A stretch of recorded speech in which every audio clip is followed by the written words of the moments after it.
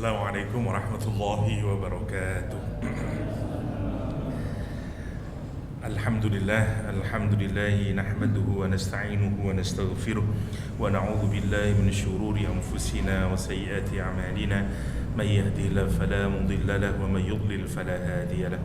Asyhadu an la ilaha illallah wahdahu la syarika lah wa asyhadu anna Muhammadan 'abduhu wa rasuluh wa safiyuhu wa khaliluh addal amanah wa nasahal ummah wa jahada fi sabilihi haqqa jihadih.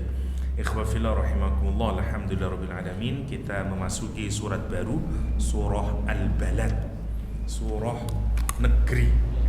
Tapi yang dimaksud tentu saja adalah kota Makkah karena dikasih tambahan al ya di depannya menjadi khusus dirujukkan kepada satu kota yang didiami oleh Nabi Ibrahim alaihissalam dan Nabi Ismail yang kemudian melahirkan Nabi terakhir Muhammad sallallahu alaihi wasallam. Surah Al-Fajr dahulu sudah pernah kita kaji. Karena itu kita memasuki surat Al-Balad, mestinya setelah surah Al-Ghasyiyah kita mengkaji surah Al-Fajr. Tapi karena Al-Fajr sudah, kita langsung masuk ke surah Al-Balad.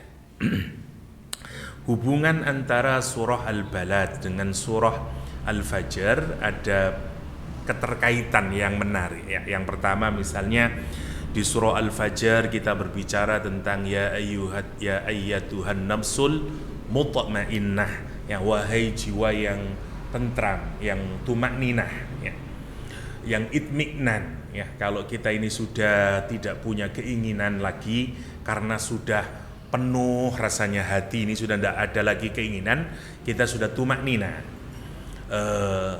Yang menarik untuk difikirkan yang pertama, surah Al-Balad nanti menjelaskan bahwa di dunia ini tempat yang paling membuat orang itu tumakninah di Mekah, Ka'bah, Al-Balad ya, atau Masjidil Haram.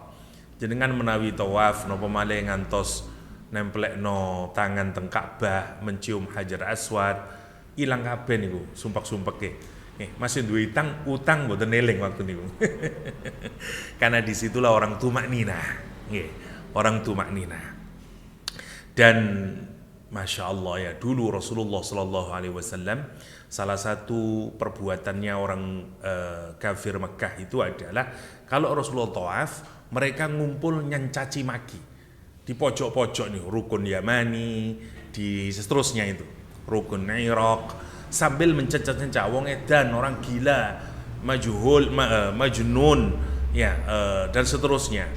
Rasulullah SAW dihinakan karena Rasul seringkali mencium Hajar Aswad, terus tawaf dan kemudian sholat awal-awal periode awal Mekah ya. Dan bahkan Nabi Muhammad lemparin batu, dipukulin sama Abu Jahal dan seterusnya saat tawaf. Masya Allah ya, kalau kita perhatikan itu kota yang mestinya menjadi tempat di mana orang merasakan ketenangan ya, dulu di zaman Nabi dirubah itu. Kalau untuk orang lain merasakan tenang, tapi tidak untuk Nabi Muhammad SAW. Kan itu nanti ada wa anta hillun bihadzal balad. Tapi yang pertama, tempat yang paling peaceful itu adalah memang Mekah. Nanti di akhirat nyambungnya itu. Kalau di surganya Allah, orang yang masuk surga itu adalah cirinya hatinya tumakninah. Kita sudah diajarin tempat paling tumakninah di dunia ini adalah itminan, di dunia ini adalah Makkah Al-Mukarramah. Yang kedua, di surah Al-Fajr ada kalimat juga yang menarik, irji'i ila rabbiki ya, kembalilah kepada Rabbmu. Surah Al-Balad nanti juga berbicara itu ya. Dan bahkan kalau kita fikirkan Mekah itu juga gambaran tempat kita pulang kembali kepada Allah SWT. Makanya pakaiannya aja dua, kain ikhram, persis seperti kita meninggal dunia. Dan itu gambaran dari orang kembali kepada Allah Subhanahu wa ta'ala. Fadkhuli fi ibadi, masuklah ke dalam hamba-hambaku ya, bersama hamba-hambaku.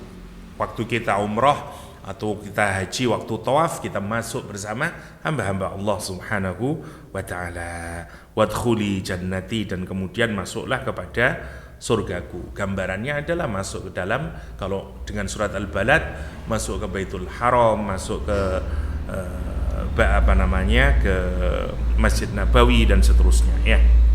Oke, itu kalau kita lihat hubungan antara surah Al-Fajr dengan surah Al-Balad. Sekarang kita masuk ke surah Al-Balad. Bismillahirrahmanirrahim. La uqsimu bihadzal balad. Kalau kita terjemahkan letter luck, la uqsimu artinya aku tidak bersumpah. Bihadzal balad, dengan kota ini. Aku tidak bersumpah dengan kota ini. Tentu kalau kita maknai begini tidak tepat. Karena lah ngapain kalau tidak sumpah kok jadi ayat? Nah, gitu. Aku biasanya sumpah itu tidak menggunakan huruf nafi, la. Misalnya wal fajri, demi waktu fajar, wad duha, demi waktu duha, wal asri, demi waktu asr. Ini enggak la uqsim, aku tidak bersumpah. Loh ya apa soh?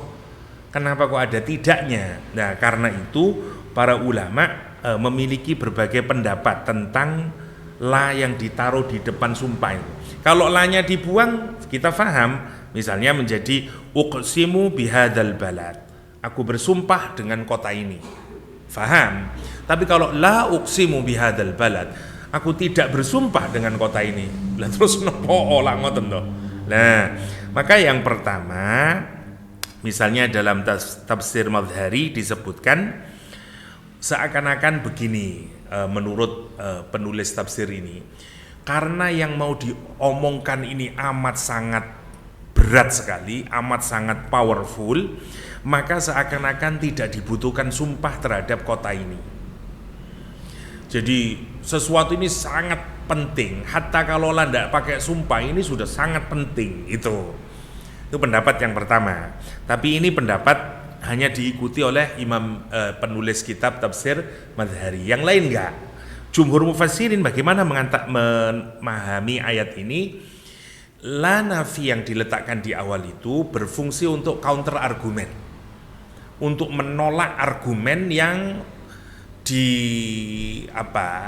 diyakini oleh orang-orang Quraisy. Ya, jadi orang-orang kafir Quraisy itu memiliki keyakinan-keyakinan tertentu ya, yang mungkin mereka misalnya bahwa Allah itu bukan Tuhan yang berhak disembah, Nabi Muhammad itu nabi yang palsu, Nabi Muhammad itu pendusta dan seterusnya. Ini semuanya adalah keyakinan-keyakinannya orang Quraisy. Lah Allah bersumpah itu untuk apa? Untuk menolak itu semuanya. Tidak, aku bersumpah. Jadi lanya itu seakan-akan wonten komane. Dan ini biasa ngoten itu, misalnya ono uang ngomong tentang Masjid Al-Falah itu ndak bener, Masjid Al-Falah itu anu ngene iki, Masjid Al-Falah itu wah padite ndak karo-karuan. Masjid Al-Falah itu terus dengan no. Aku, nah gitu. Kita menolak, mengcounter argumennya. Dalam seluruh bahasa ngoten. Kita biasanya enggak, ngopo ae kon niku, salah kon niku. Ngene lho sing bener. Nah, orang Inggris bilang no, I swear. Nah, gitu.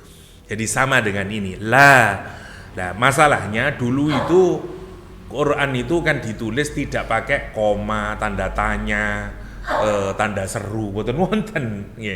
Nah, bahkan dulu awalnya enggak wonten titike. Nah, makanya kita sumpek bacanya itu, la uksimu, tidak aku bersumpah. Maksudnya opo nih? Coba kalau dikasih koma kan jauh lebih memudahkan. La, koma, uksimu. Nah, ngoten. Kira-kira untuk memudahkan begitu kata mufassir. La-nya itu fungsinya untuk mengcounter argumen yang berkembang di masyarakat itu untuk ditolak oleh Allah. Enggak ono bener ya pikirannya awakmu itu, keyakinanmu itu enggak ada benarnya. Ya, la uqsimu, kata Allah, aku bersumpah ya bihadzal balad, dengan negeri yang ini, yakni kota Makkah. Kenapa Allah bersumpah dengan kota Makkah? Sekali lagi seperti rumus kemarin, bahwa salah satu cara membaca qasam adalah kaitkan dengan apa yang disumpahkan. Yang disumpahkan nanti adalah laqad khalaqnal insana fi kabad. Sungguh manusia itu berada dalam kesibukan, kelelahan terus-menerus. Ya. Nanti kita bicara ke sana, kenapa kok disebutkan begitu? Kenapa kok Allah bersumpah dengan bihadzal balad? Ya, nanti kita ke sana. Tapi lihat dulu, jadi sumpah seperti rumus yang biasa kita sudah diskusikan, biasanya digunakan satu untuk karena masalah ini sangat penting, ya, sehingga disumpahkan agar kita memberikan atensi atau perhatian yang yang serius, ya. Kita ini kalau mau mengambil atensi orang lain atau agar orang lain itu memberikan perhatian yang serius, caranya adalah bersumpah. Aku sumpah, rungokno kabeh yo. Iya, aku sumpah iki. Wah, wong iku mboten kados biasa, awale biasa ngeten, tapi lek wis ngomong aku sumpah iki. Wah, wong ono apa iki? Nah, ngoten. Niku fungsi sumpah. To get attention. Untuk mendapatkan atensi. Yang kedua, yang memang yang dipakai bersumpah itu ditinggikan oleh Allah SWT. Apa itu? Hadzal balad, yaitu kota Makkah ini. Oke, mari kita lihat. Kenapa kok minta atensi? Karena ini serius banget. Allah bersumpah, tidak sama sekali pendapatmu itu nggak ada benarnya, argumentasimu itu salah semuanya. Uqsimu bihadzal balad, aku bersumpah dengan kota ini. Wa anta hillun bihadzal balad. Ya, ini yang banyak pemaknaannya. Wa anta, dan engkau, hillun. Hillun itu makna asalnya adalah mengudar, to untie. Ya. Tie up kalau mengikat, ya.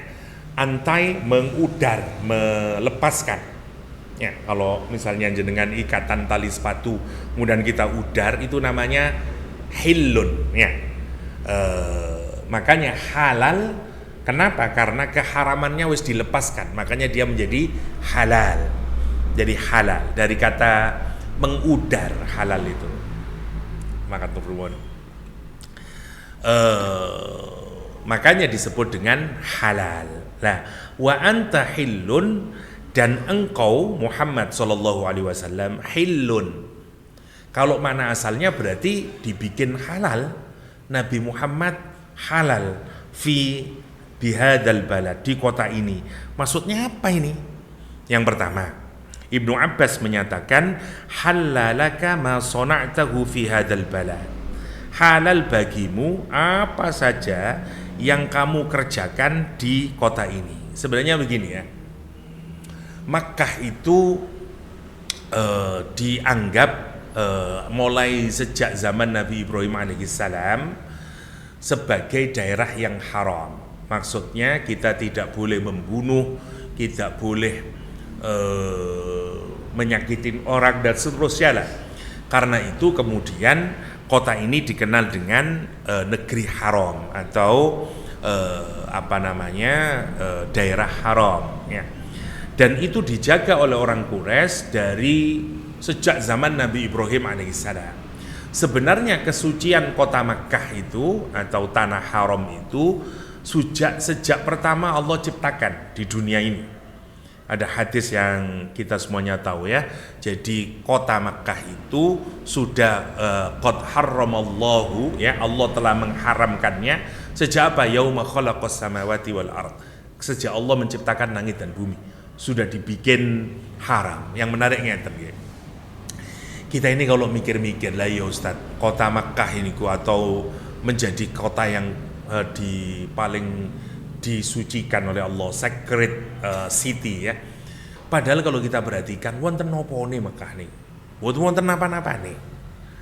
Satu-satunya kota Mekah itu yang kemudian menjadi menarik pada saat itu hanyalah karena ada air, karena ada Zam-Zam nih. Sebelumnya nggak ada satupun makhluk tinggal di sana. Kalau kita pikirkan, ya, jadi tidak ada tanaman, tidak ada hewan, tidak ada manusia, tidak ada air. Kalau tidak ada air, ngapain ada tanaman, tumbuhan? Karena tidak ada tumbuhan, maka tidak mungkin ada hewan. Hewan tidak hidup kalau tidak ada tanaman. Kalau tidak ada tanaman dan hewan, manusia juga nggak akan tinggal di sana. Karena itu Al-Quran menyebut Mekah itu dulu sebagai wadin ghairi dzi zar', lembah yang tidak ada tanamannya. Nah kalau tidak ada tanaman tinggal diurut saja, tidak ada hewan, tidak ada manusia.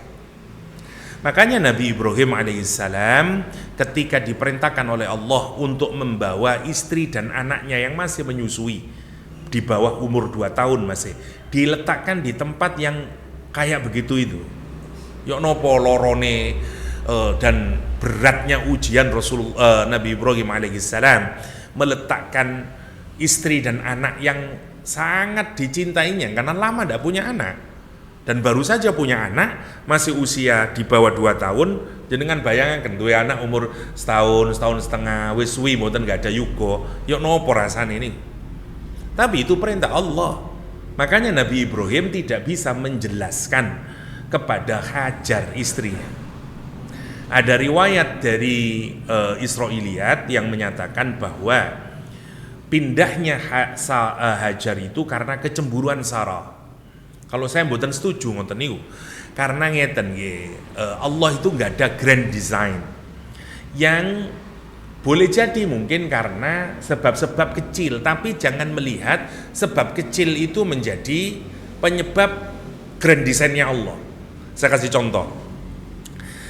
Kenapa Nabi Musa alaihissalam lari dari Mesir menuju Madian? Kalau kita perhatikan, itu sebenarnya kalau kita pikirkan bukan hanya karena Nabi Musa memukul orang Yahudi kemudian mati Yahudinya, tapi karena grand design-nya Allah Subhanahu wa taala. Atau saya kasih contoh lagi, kenapa Nabi Yusuf kok bisa pindah ke Mesir? Itu sebenarnya bukan karena orang 10 saudaranya, 9 saudaranya memasukkannya ke dalam sumur, tapi karena grand design-nya Allah SWT. Mari kita pikirkan, kalau Nabi Musa itu tidak diputuskan oleh kerajaan saat itu untuk boleh dibunuh di tempat, gara-gara Nabi Musa dituduh melakukan pembunuhan, pertanyaan kulo, apakah Nabi Musa bisa bertemu Nabi Syuaib? Apakah Nabi Musa kemudian bisa belajar ilmu dan nubuwah kepada Nabi Syuaib alaihissalam? Boten saged. Jadi itu rencana Allah sampun. Memang kalaupun kayak apapun nanti Nabi Musa diketemukan Nabi Syuaib. Dan makanya di Al-Quran itu ketika Nabi Musa sampun belajar kepada Nabi Syuaib selama 10 tahun dan kemudian disuruh lagi oleh Allah untuk pergi lagi ke Mesir, kalimatnya itu wa anakhtartuka, aku sudah pilih kamu Nabi Musa. Jadi itu sudah bagian rencana Allah sampai waktunya kapan ketemu Allah, di mana dan seterusnya. Makanya Allah menyatakan wa anakhtartuka. Sekarang kembali Nabi Yusuf. Apakah Nabi Yusuf itu bisa menjadi menteri Mesir yang katakanlah menjadi rajanya Mesir, ya? Karena raja aslinya ya Mesir, Nabi Yusuf sebenarnya, karena raja yang asli nggak bisa apa-apa waktu itu. Nah kalau kita pikirkan itu, kalau Nabi Musa, Nabi Yusuf maksud saya, apakah karena masuk ke dalam sumur? Boten. Memang tujuan dari awal kata Allah SWT, aku akan mengajari Yusuf ta'limul ahadis. Ya, aku akan mengajari dia tentang ahadis, makna dari percakapan, mimpi dan seterusnya. Dan aku yang akan mengajarinya kata Allah SWT. Di mana Allah mengajarinya? Di rumahnya menteri, kalau sekarang rumahnya Sri Mulyani, di rumahnya Menteri Keuangan. Yang itu dia belajar, calon perdana menterinya. Di situ Nabi Yusuf belajar itu gratis, ya, setiap hari karena menjadi pembantu, tidak kemana-mana. Jadi dengerin, setiap Luhut datang dia dengerin, ya, semua menteri-menteri datang dia dengerin, sehingga dia tahu Mesir kaya apa, wacananya kayak apa dan seterusnya oleh Allah SWT. Karena itu grand design untuk menyelesaikan persoalan. Nah sama sekarang dengan nopo namine Nabi Ibrahim alaihissalam. Mboten ngertos Nabi Ibrahim, cuman itu diperintahkan oleh Allah. Makanya Hajar bertanya kepada Nabi Ibrahim alaihissalam, mengapa engkau menaruh aku di tempat yang gak ada manusianya sama sekali? Nabi Ibrahim mboten saged jawab. Ditanya lagi 2 kali, mengapa engkau? Mboten saged jawab. Lan jawab nopo saniki? Jawaban apa yang bisa dijelaskan? Meletakkan istri dan anak di tempat yang gak ada kehidupan, mati mestinya. Coba kalau kita pikirkan, mau jawab kayak apapun mesti salah. Karena itu Nabi Ibrahim diam. Ya, kalau kita mungkin istrinya ngomongnya udahlah mas, bilang aja mas, kalau memang lebih cinta sama istri Mbok Nom misalnya. Karena Nabi Ibrahim tinggalnya di Palestina itu sama Sarah, istri mudanya. Sarah yang menarik. Sarah terhormat di sana. Semua orang Bani Israel itu orang beriman, menghormati Nabi Ibrahim dan seterusnya.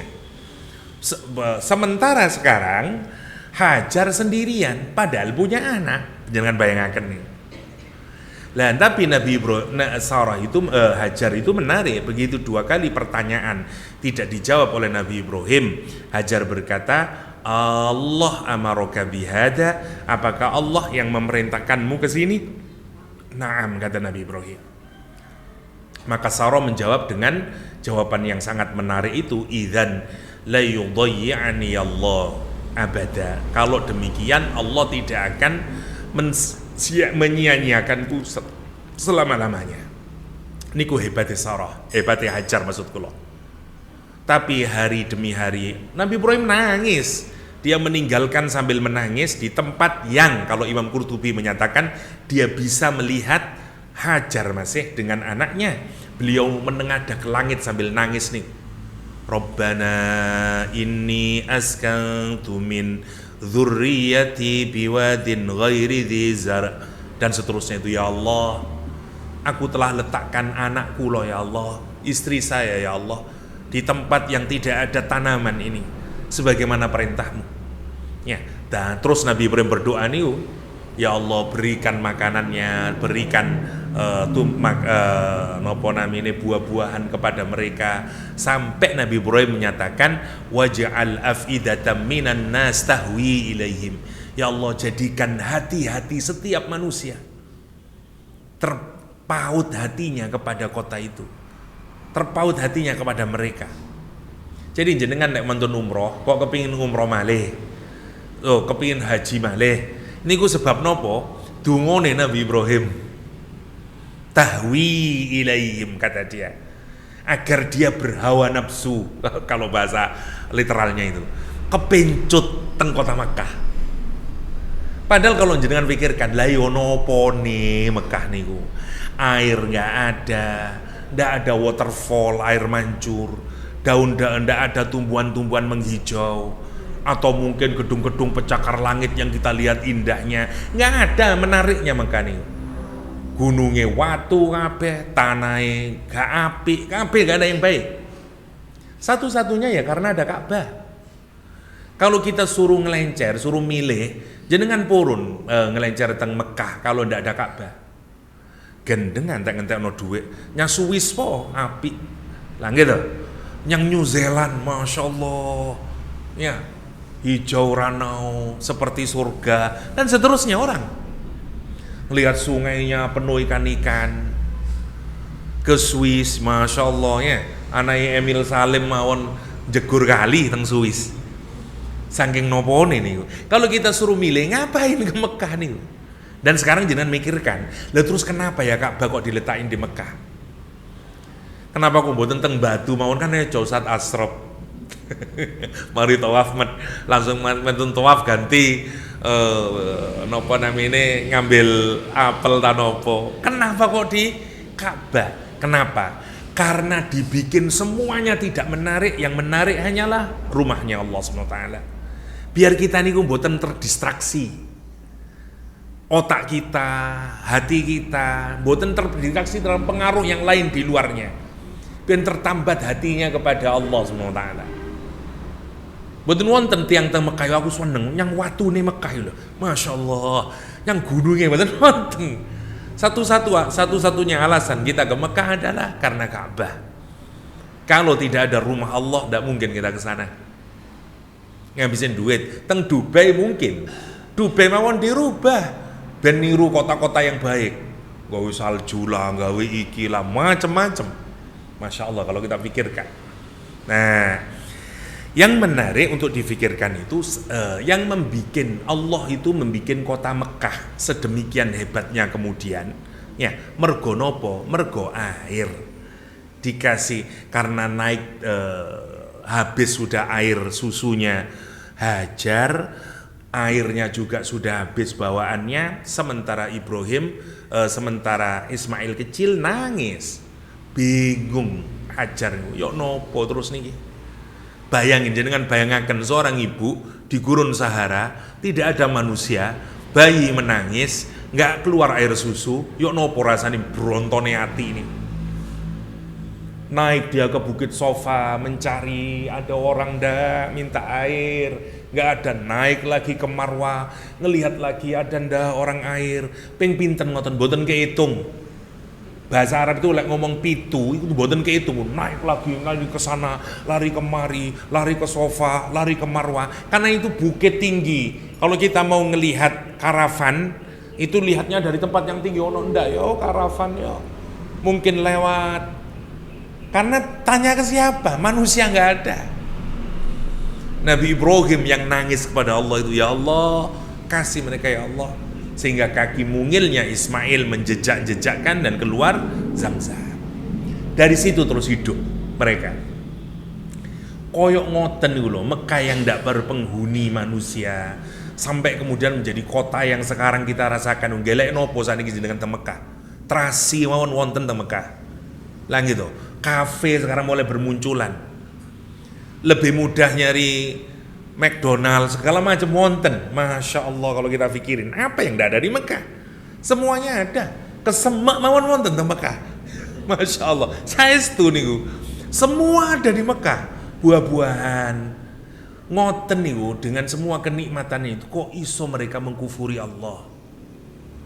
Makanya Allah menyindir dengan keras di akhir surat Al-Mulk itu ya. Ya, Qul ara'aitum in asbaha ma'ukum ghaura fama ya'tikum bima'in ma'in. Mbok pikirlah. Coba kamu pikirin, mari mikir dudukno aku jadi pangeran. Qul katakan Muhammad, ara'aitum. Suruh mereka berpikir, nganalisis sampai mendalam. Kalau dia sudah itu kabarkan kepada saya. In asbaha ma'ukum ghaura. Kalau subuh bengi ngeten isuk mulai mikir, isuk subuh terus tolong jelaskan pemikirannya. Kalau aku ambil lagi air Zam-Zam itu, tak hilang no air Zam-Zam, fama ya'tikum bima'in ma'in. Memangnya siapa yang bisa memberikan air mengalir lagi? Kenapa kamu tidak bisa bersyukur pada Allah Subhanahu wa ta'ala? Nah, kota Mekah kemudian sejak itu menjadi kota yang diharamkan, sacred. Ya. Orang tidak boleh mengalirkan darah, dan itu dijaga mulai kapan? Mulai sejak Nabi Ibrahim alaihissalam. Nah ceritanya begitu. Yang menarik tapi kemudian Nabi Muhammad mestinya boleh melakukan apa saja. Lah gitu, anta hillun bihadzal balad. Tetapi hukum ini tidak berlaku untuk Nabi Muhammad SAW. Kenapa? Karena Nabi Muhammad kalau kepada yang lain tidak boleh dialirkan darah, tapi kepada Nabi Muhammad jadi boleh. Tak kurang ajari wong Quraisy nih. Ya, kepada yang lain nggak boleh dibunuh. Kepada Nabi Muhammad mereka membolehkan dibunuh. Karena itu bahkan nanti mereka berusaha untuk membunuh Nabi Muhammad Sallallahu Alaihi Wasallam. Itu yang pertama. Yang kedua, anta muhillun fi hadzal balad ghairu muhrimin fi dukhulin laka amul fatah. Maknanya halal beneran. Jadi makna yang pertama, Nabi Muhammad itu nopo namine dihalalkan untuk dibunuh bagi orang siapa? Orang kafir. Jadi mereka pakai double standar. Ya. Antahillun, kamu dihalalkan buat orang kafir diapain? Dibunuh. Padahal mestinya tidak boleh dibunuh di kota haram nih. Dulu orang kalau berkelahi terus sampai mau bacok-bacokan, lari dia ke Ka'bah, udah berhenti dia.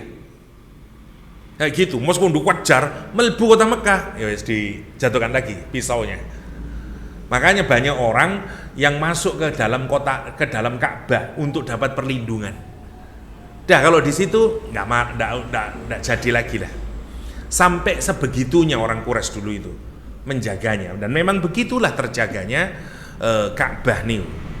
Ya, yang menarik ini tapi kemudian dirusak oleh wong Quraisy. Yang kedua adalah janji Nabi Muhammad, janji Allah SWT bahwa kamu nanti akan halal masuk ke kota Mekah karena kamu kemudian bisa mengatur dan seterusnya. Kapan? Yaumul Fatah, hari Fathu Mekah. Nabi Muhammad mengalahkan semua orang Quraisy dan itu yang disebut dengan halla. Ya, jadi wa anta hillun anta muhillun, kamu nanti jadi orang yang halal, mau ngapain sudah di Mekah nih. Kenapa? Karena kamu akan menguasai kota Mekah, yaitu di Fathu Mekah. Setelah apa? Ya setelah kesusahan demi kesusahan nih dan seterusnya. Yang ketiga adalah anta nazilun fi hadzal balad lianna nazalat alaihi wa huwa bi Makkah ila akhirih, ya. Yang ketiga, hillun bermakna turun, karena orang Arab juga mengartikan hillun itu dengan makna kembali atau turun. Kalau orang dari atas, turun dari atas bukit turun ke bawah, itu juga disebut dengan hillun, ya, dengan hillun.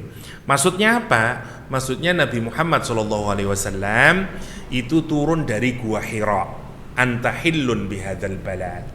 Atau yang kedua adalah makna kehormatan karena Nabi Muhammad itu turun dari Gua Hira membawa wahyu, dan kemudian wahyu itu yang nanti akan menjadi petunjuk dan menjadi kehormatan bagi kota Makkah. Wa anta hillun bihadzal balad.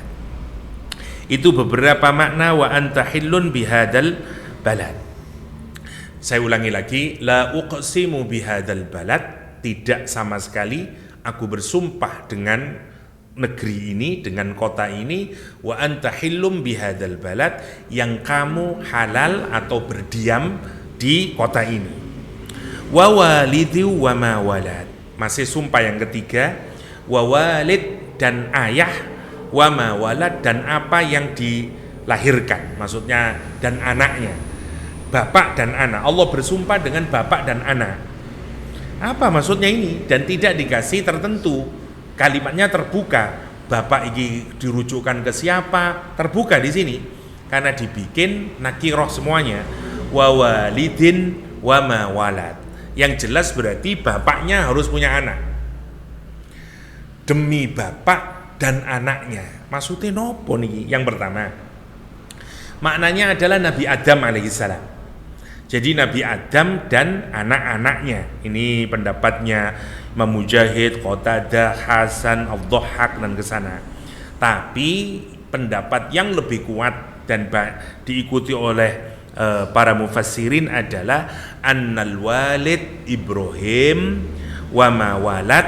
Siapa anaknya Nabi Ibrahim alaihissalam, yaitu Nabi Ishak dan Ismail. Nabi Ismail terus melahirkan Nabi Muhammad sallallahu alaihi wasallam. Aku bersumpah dengan Nabi Ibrahim. Kenapa? Karena orang Quraisy itu meskipun dia sudah tidak mengikuti agamanya Nabi Ibrahim, karena menyembah macam-macam itu sudah Manat, Lata, Hubal, dan seterusnya, tapi mereka tetap menghormati Nabi Ibrahim dan menganggap itu mbahnya. Maka mereka menghormati, dan kita tahu bersama audiennya Rasulullah SAW itu adalah dari dua masyarakat Mekah Madinah. Yang satu keturunannya Nabi Ismail alaihissalam, yang satu keturunannya Nabi Ishak alaihissalam, dan kedua-duanya adalah putranya Nabi Ibrahim alaihissalam. Karena itu Allah bersumpah, kamu respect kepada Nabi Ibrahim, lagi Nabi Ismail lagi sopo, iki yo anake putune Nabi Ibrahim alaihissalam, wa ma walad. Jadi ini diingatkan kepada mereka, ya. Yang terakhir, makna dari wawalidi wa mawalad adalah walidnya Nabi Muhammad sallallahu alaihi wasallam, wa ma waladnya adalah umatnya Nabi Muhammad sallallahu alaihi wasallam. Allah bersumpah dengan Nabi Muhammad dan umatnya Nabi Muhammad. Kenapa? Karena ada hadis dari Rasulullah sallallahu alaihi wasallam yang menyatakan, innama ana lakum mithlul walid u'allimukum. Aku bagi kalian ini seperti seorang ayah yang mengajari kepada kalian. Nah, para ulama tafsir menyatakan, oh berarti walid bisa juga dirujukkan dengan Rasulullah SAW. Dan itu menariknya Quran, karena bisa macam-macam, karena dibikin terbuka. Tapi mana makna yang paling kuat adalah kepada Nabi Ibrahim. Jadi wa walidu wa ma walad, dan demi bapak wa ma walad. Yang pertama, jadi bisa ke Nabi Adam, bisa Nabi Ibrahim, bisa Nabi Muhammad sallallahu alaihi wasallam. Untuk walid. Sekarang ma walad. Ma-nya itu bisa dua maknanya. Ma dengan makna apa? Jadi demi bapak dan apa yang dilahirkannya, berarti yang dengan dan anaknya, berarti ma di situ adalah anak. Kalau yang kedua, ma-nya ini namanya bukan ma biasa, tapi namanya ma litta'ajjub. Jadi maknanya menjadi wonderful, amazing son. Demi bapak dan anak yang betapa mengagumkan itu. Demi bapak dan anaknya yang istimewa itu, begitu. Ma-nya itu ma litta'ajjub. Kayak orang barat ngomong what a man, what a girl, what a boy, misalnya gitu. Saking hebatnya. Maka dipuji dengan menggunakan ma li ta'ajjub, ma untuk kekaguman. Kalau kita takjub. Ya. Nopo namine, kalau kita biasanya tidak menggunakan ma, menggunakan sopo ya. Misalnya iku sopo rek? Oh, anak sopo. Nah, kayak gitu. Nang anak sopo iku? Nah, gurune sopo? Nah, kayak gitu. Wong barat ndamel apa? Barat ndamel apa? Orang Arab juga menggunakan ma, apa. Jadi wa ma walad, dan anaknya yang istimewa. Berarti siapa anak istimewa? Yaitu Nabi Muhammad sallallahu alaihi wasallam.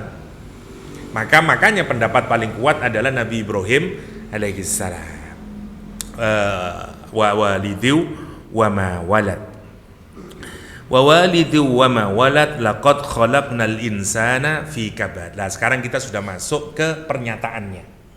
Allah bersumpah menyatakan sungguh-sungguh, laqad, sungguh-sungguh, dua kali penekanannya, lamnya lam taukid, qadnya qad taukid, dua-duanya maknanya sungguh-sungguh. Jadi kalau diterjemahkan bahasa Indonesia, sungguh-sungguhnya jadi 4, sungguh-sungguh, sungguh-sungguh, jadi begitu. Ini ndak ada dalam bahasa kita. Kenapa kok ada pengulangan begitu itu? Berarti ini penekanan yang sangat serius. Laqad, sungguh-sungguh. Khalaqna, kami menciptakan al-insan. Kalau disebut al-insan berarti itu dirujukkan kepada manusia secara utuh, zahiran wa batinan, baik fisik sama batinnya, zahir batinnya. Saya kira kalau jenengan mau lebih detail, saya pernah lihat sekilas punyanya Ustadz Adi Hidayat waktu menjelaskan beda basyar, insan, anas, bagus banget. Jenengan rujuk di, kayaknya ada di YouTube-nya beliau. Salah satu menurut saya yang bagus lah ketika menjelaskan perbedaan basyar, insan dan seterusnya. Oke, Quran itu kalau nyebut insan disebut utuh, ya. Lebih fokus kepada fisik sama batinnya, zahir sama batinnya. Dan karena dikasih al-insan, alnya lil istighraq, untuk semuanya, mau kecil, mau besar, mau dimanapun saja. Kata Allah, sungguh-sungguh aku menciptakan manusia itu fi kabad, dalam kelelahan, dalam kecapean, dalam kerja yang terus menerus, tidak ada pernah hentinya. Namanya kabad. Kabad itu dari kata kibdun. Kalau hati seseorang itu sakit, ya, terus kita namanya kibet dalam bahasa Arab awalnya ya. Oke, jadi kenapa Allah Subhanahu wa taala atau apalagi ya kabat itu intens, mana berikutnya, atau kesusahan itu juga bisa kabat. Kalau orang merasa nopo bahasa cocoknya penuh rasanya itu berbagai macam ditindih dari berbagai kesusahan dari seluruh sisi, banyak masalah kanan kiri belakang dan seterusnya, kanan mikir utang, kiri mikir anak durung mari sekolah, ngarep anak gadis durung dilamar-lamar wong, mburi mikir tonggo ngamuan segala macem lah niku namine kabat. Lah ngoten niku sing luwih tepat maknanya. Jadi kabat itu kita ndak pernah bebas kecuali dari berbagai macam kesulitan pekerjaan dan terus ngoten, mboten pernah berhenti. Nah, itu namanya kabat. Namanya kabat. Oke. Nah, yang menarik Allah SWT menyatakan bahwa kita ini semuanya pasti, kata Allah SWT, fi kabat, di dalam kesusahan. Pertanyaannya adalah, apakah kita ini terus menerus dalam kesusahan? Kan enggak, Ustaz. Kadang ada rileknya, ada nyantainya. Kenapa Allah kok menyatakan laqad khalaqnal insana fi kabad? Makanya para mufassir kemudian menjelaskan apa maknanya ini. Yang pertama, fi intisabi fi batni ummihi wa ba'da wiladatihi khassal insan bidzalika tashrifan wa lam yakhluq ghayrahu minal hayawan muntasiban qalau Ibnu Abbas wa Ikrimah. Katanya karena kita ini disebut berada dalam kesulitan, kepayahan karena mulai dari ngandungnya.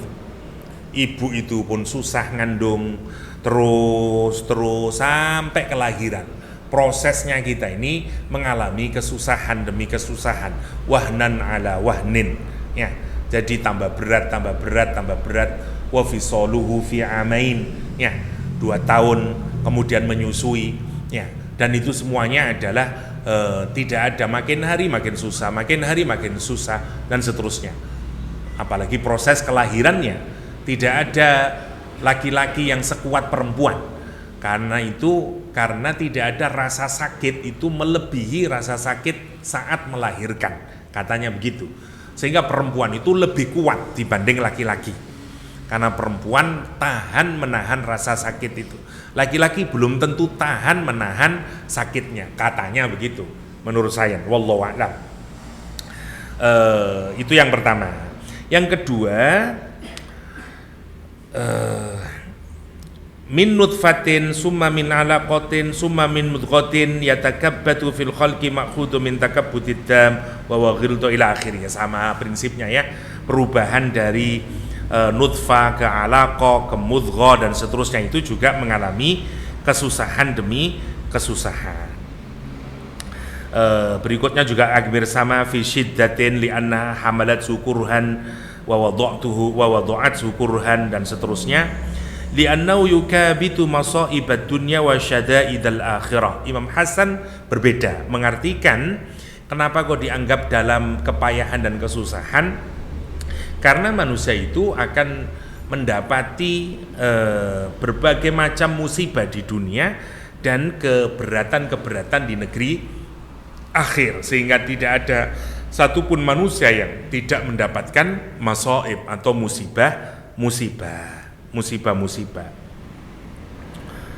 Ada lagi li'annahu yukabidu syukra 'alal sarra was sabra 'ala dharra. Karena manusia itu juga kesusahan karena diminta untuk terus bersyukur kalau mendapatkan kenikmatan dan bersabar kalau mendapatkan kesusahan, dan itu tidak mudah ya. Karena itu disebut dengan nopo namine fi kabad, dalam hardship, dalam kesusahan.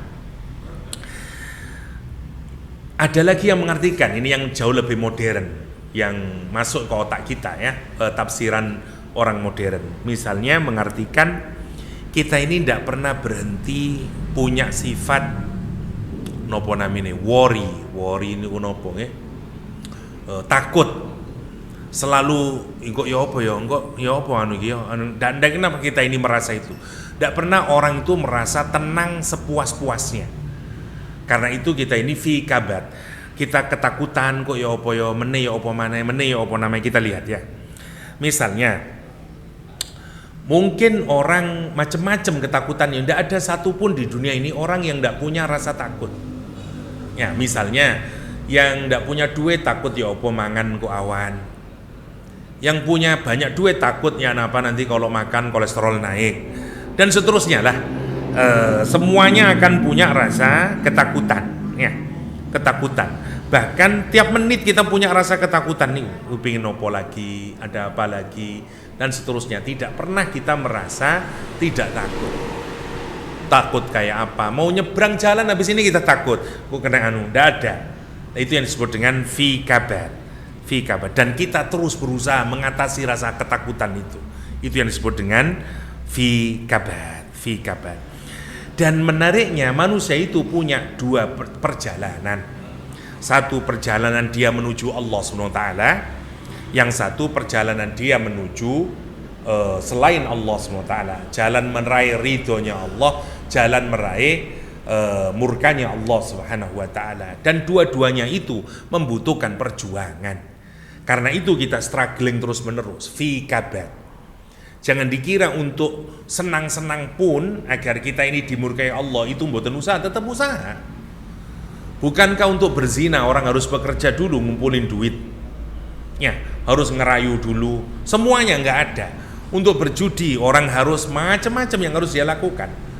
Tidak ada maling sekalipun ini wonten usaha. Belajar kesaktian dhisik sampai mencurinya dan seterusnya. Itu tidak ada satupun orang di dunia ini yang tidak struggling, ya, nopo namine, menempuh hal yang berat dalam kehidupannya guna untuk mencapai kesuksesan. Nah, yang menarik, Quran nanti menyatakan ada dua jalan kesusahan itu, falak tahamal laqabah tadi nanti, ya, ada jalan yang menuju Allah SWT yang meskipun kesusahan tapi harus kita menitinya. Ada jalan yang menuju murkanya Allah SWT yang kalaulah orang itu menujunya tidak berarti dia tidak mengalami kesusahan, dia juga akan mengalami kepayahan. Terakhir, mana kabat itu? Kabat juga diambil dari ulama yang mengartikan siang hari yang amat sangat panas. Itu juga disebut dengan kabat. Jadi kalau ada waktu siang yang sangat panas sekali, orang Arab juga menyebut dengan kabat. Itu terakhir yang saya lupa, ya. Jadi dzunufurin wahamiyatin, ya. Jadi itu juga disebut dengan kama syadidul hamiyah, kalau amat sangat panasnya.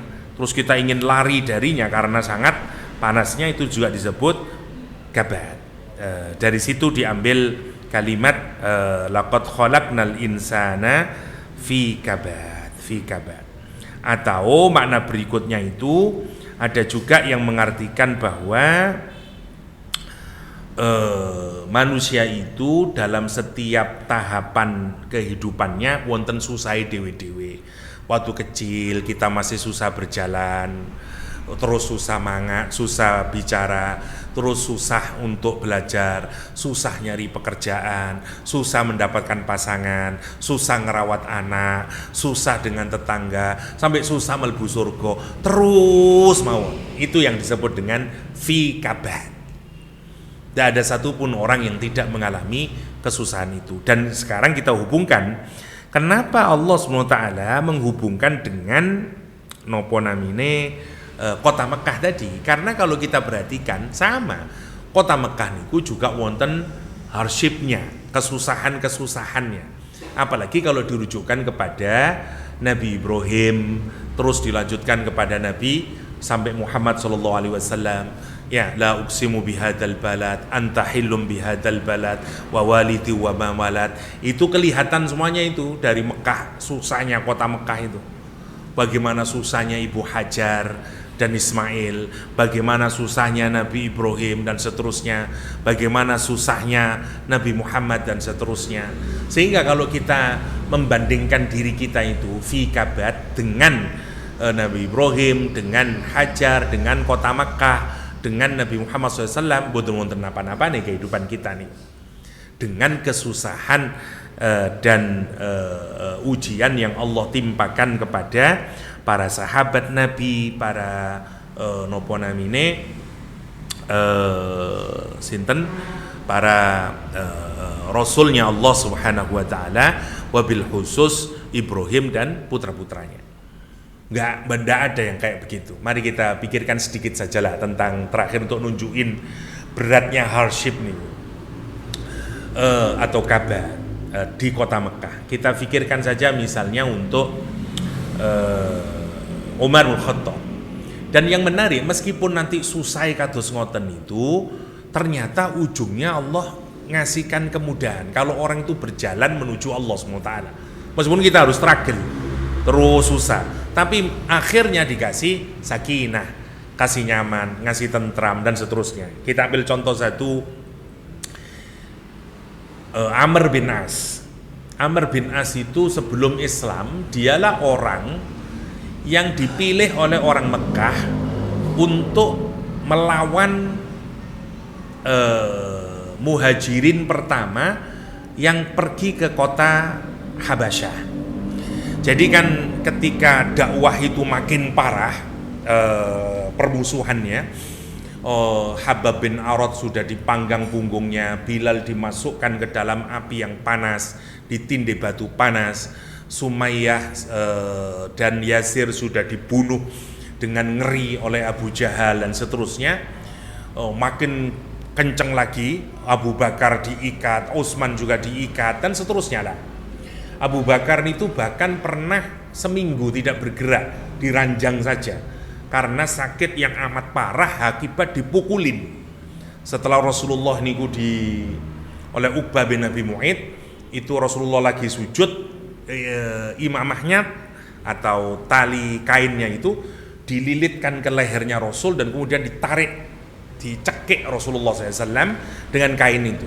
Abu Bakar As-Siddiq yang lari kemudian mendorong Uqbah bin Abi Mu'aid. Uqbah bin Abi Mu'aid itu orang elit seperti Abu Jahal, banyak anak buahnya, dan Abu Jahal sudah masuk Islam, belum mendapatkan perlindungan, dipukulin Abu Bakar As-Siddiq itu sampai kalau sekarang itu mboten sakit bergerak pun.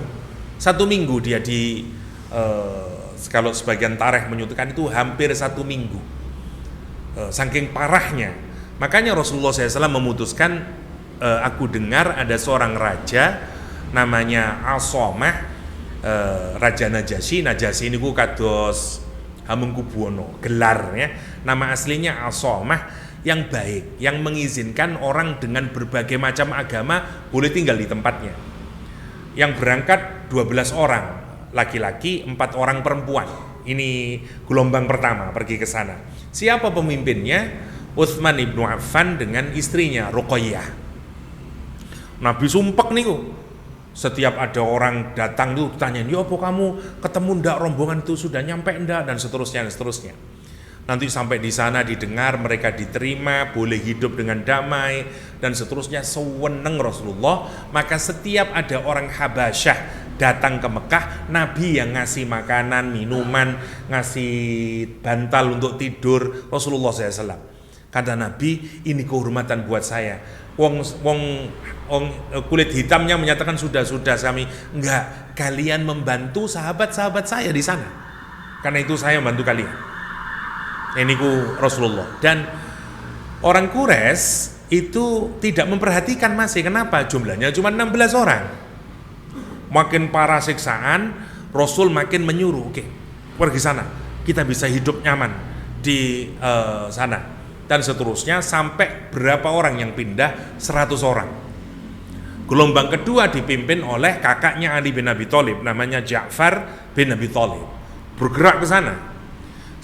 Kalau 100 orang sekarang kelihatan, orang Mekah kira-kira saat itu 1000-an lebih lah. Tapi kalau satu kampung 1000 atau 1 RW lah, 100 orang hilang kelihatan, Kelihatan sekarang, loh kok wakai gitu ngilangi. Nomor satu, nomor dua, reputasinya orang Quraisy hancur. Karena dia seperti begini ya. Kalau ada 100 orang Indonesia keluar dari Indonesia untuk mendapatkan suaka politik dari negara yang lain, itu berarti ada masalah yang sangat serius di negeri tersebut. Seperti 5 menit lagi ya, seperti tahun 98 setelah banyak orang Cina dibunuhin, diperkosa di Jakarta, itu toko-toko hancur, itu banyak orang Cina pasca kerusuhan 98 yang kita menjatuhkan Pak Harto saat itu mendapatkan suaka politik, mencari suaka politik ke Amerika, ke Australia, ke Eropa. Karena itu banyak orang Cina punya 2 warga kenegaraan ya, gara-gara itu 98 biasanya kalau ada, atau waktu konflik Syria kemarin ya, saya waktu itu ke Jerman, masih di itu masih banyak penampungannya.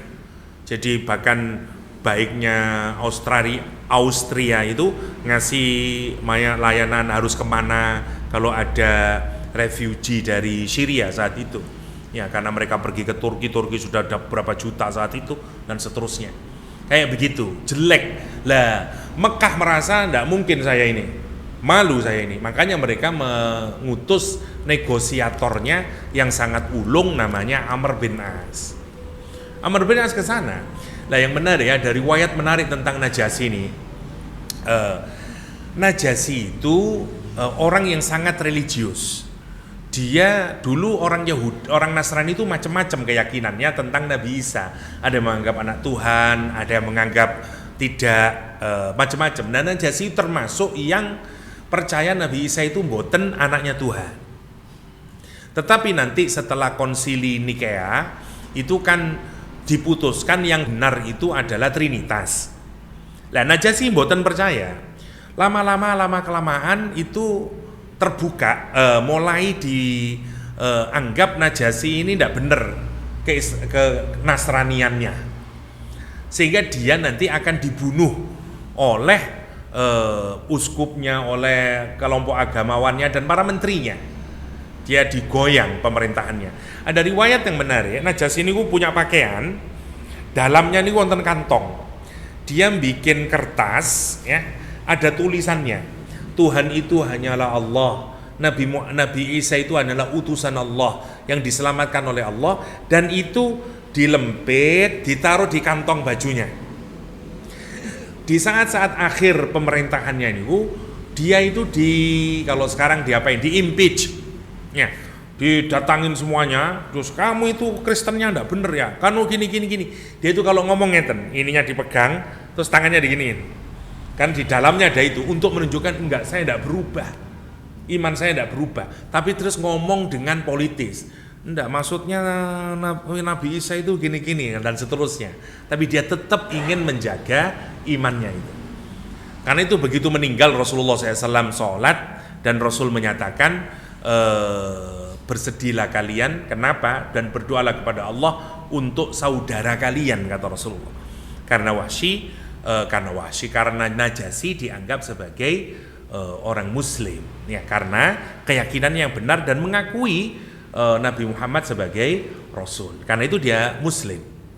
Nah yang menarik, waktu Amr bin As itu diutus di sana untuk mengusir kembali 100 orang ini, itu dibekali dengan macam-macam uang segala macam oleh orang Quraisy.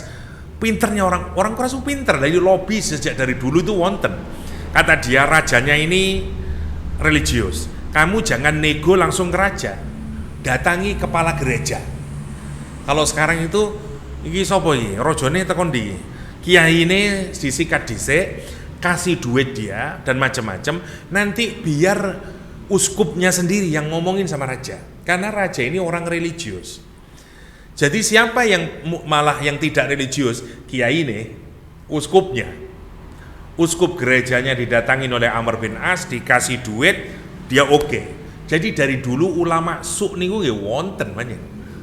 Ulama yang bisa dibeli niku.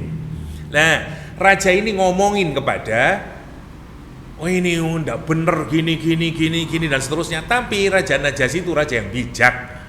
Dia tidak langsung berikan keputusan, padahal dari dua arah ini sudah. Amr bin As sebagai perwakilan kota Mekah dan uskup yang mensupport. Tapi kata Najasyi, enggak, tolong panggilkan pemimpin mereka. Saya ingin dengar bagaimana argumentasi mereka. Nah, itu yang menariknya. Nah, perwakilannya Ja'far juga orang yang cerdas. Dihinakan sama Amr bin As itu. Kata dia, mereka ini adalah para penyelundup ke negerimu, kata dia. Dan kami ini diutus orang yang mulia di antara kami, yang juga termasuk bapak-bapaknya mereka, pamannya mereka, semuanya ini orang 100 ini. Kami ini bukan diutus sebagai orang yang jelek, orang yang termulia di antara mereka. Sementara mereka ini adalah orang-orang yang jahil, kata dia, yang merusak agama, yang memecah belah kami, memecah belah persatuan di antara umat, dihabiskan. Orang itu kalau belajar debat, yang pertama, cara kita memukul itu hancurkan karakternya dulu.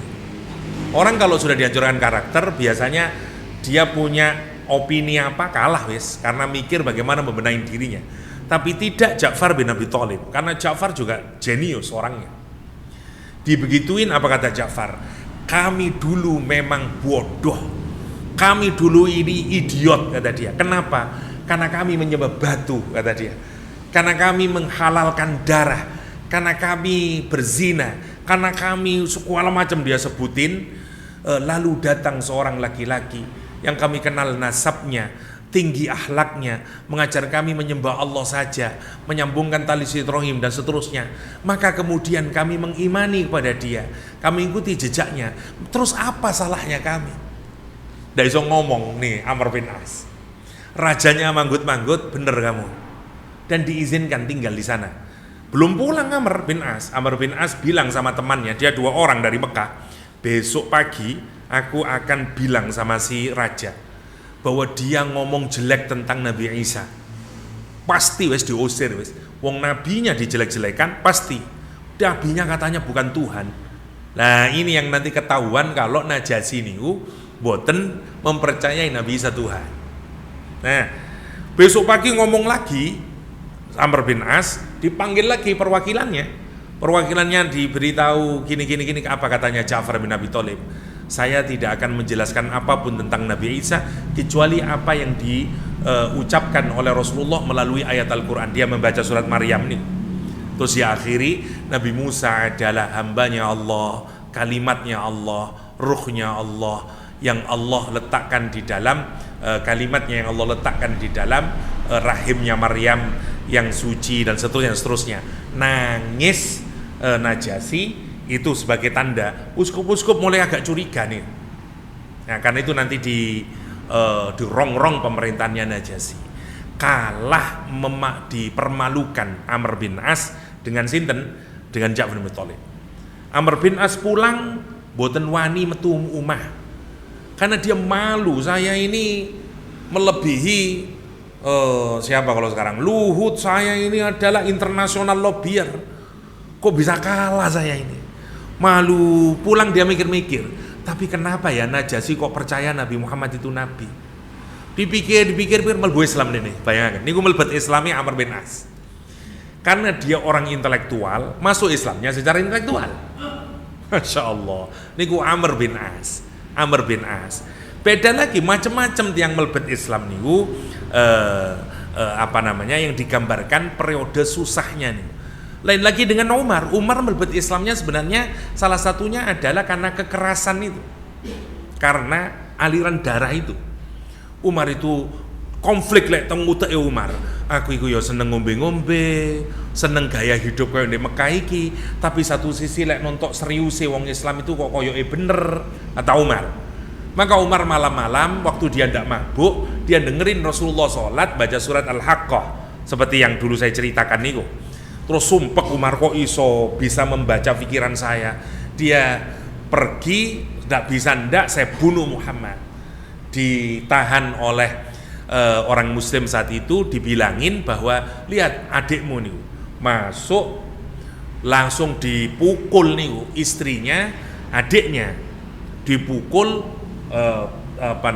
geblak ngeten, adiknya Fatimah ngangkat dia. Ndak tahan Umar, dipukul juga Fatimah gelocoran getih. Siapa? Adiknya. Lah Umar ketika melihat darahnya itu, ada darah adiknya itu, Umar merasa bersalah. Terus ya wis aku salah, katanya Umar. Coba saya tak tontok apa yang kamu baca itu? Habbab bin Arad yang mengajari sembunyi karena takut ditinju juga sama Umar. Habbab bin Arad sembunyi, terus kata adiknya, gak katene aku ngeki nyang awakmu. Sampean iku najis. Kalau kamu mau baca ini, mandi dulu terus berwudu. Wudu Umar. Kenapa coba? Ya karena ketakutan tadi, karena merasa juga bersalah. Yo adikku dewe, aku kebangetan oleh mukul mau karena berdarah.